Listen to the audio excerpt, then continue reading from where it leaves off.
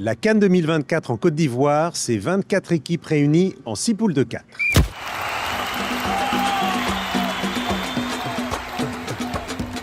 Méfiance, méfiance pour les éléphants placés dans un groupe piège avec un poids lourd du continent, le Nigeria, mais aussi la Guinée équatoriale, demi-finaliste de la CAN en 2015 et encore quart de finaliste il y a 2 ans, sans oublier la Guinée-Bissau, une équipe en pleine progression ces dernières années et qui n'aura rien à perdre lors du match d'ouverture du 13 janvier contre la Côte d'Ivoire.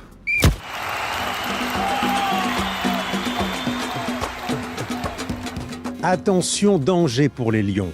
Ils ont hérité du groupe de la mort avec 3 gros adversaires. Le Cameroun, quintuple champion d'Afrique, la Guinée de Serhou Guirassy, 8e de finaliste de la dernière CAN, et la Gambie qui avait fait encore mieux en atteignant les quarts de finale. Les tenants du trophée devront donc batailler pour ne pas imiter l'Algérie, éliminée au premier tour de la CAN 2022 malgré son statut de vainqueur sortant.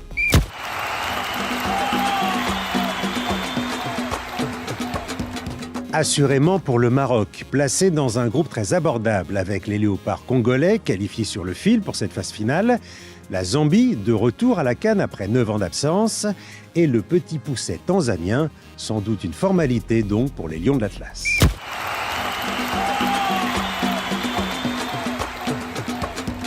Et il y en aura des chocs lors de ce premier tour, le plus alléchant étant évidemment le match des Lions entre le Sénégal et le Cameroun, le 2e seulement de l'histoire dans une phase finale de CAN. L'opposition entre la Côte d'Ivoire et le Nigeria, 2 puissances offensives, vaudra également le détour. À ne pas manquer encore les 3 oppositions Afrique du Nord, Afrique de l'Ouest, Égypte-Ghana, Tunisie-Mali et Algérie-Burkina Faso.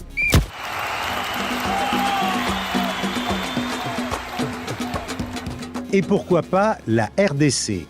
De retour à la CAN après avoir manqué la précédente au Cameroun et qui revient de très loin. Très mal parti lors des éliminatoires, les Léopards de Sébastien Desabre ont enchaîné 4 victoires consécutives pour arracher leur qualification.